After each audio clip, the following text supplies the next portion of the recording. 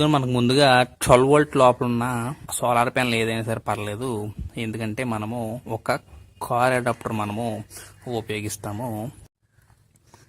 ముందుగా మనము solar panel తీసుకొని దీనికి ఈ ప్లస్ మైనస్ ఏదైతే ఉందో దానికి వైర్ తీసుకొని మనము ఇదిగోండి ఇక్కడ చూసినట్లయితే అక్కడ సోలార్ ప్యానల్ కనిపిస్తుంది కదా, ఇక్కడ ఇటువంటి కార్ ఛార్జర్ ఏదైనా ఒకటి తీసుకొని దీనికి ఆ ప్లస్ మైనస్ అనేది మీరు ఇస్తే దీనికి సప్లై అనేది వస్తుంది. ఇదిగోండి ఇక్కడ లైట్ అనేది వెలుగుతుంది కదా, దీనికే నేను ఒక ఇదిగోండి చూసారు కదా ఈ లైట్ అనేది గ్లో అవుతుంది.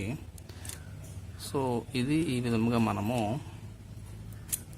ఒక యూఎస్బిని ఉపయోగించి మనము మన ఫోన్కి ఛార్జింగ్ అనేది చేసుకోవచ్చు.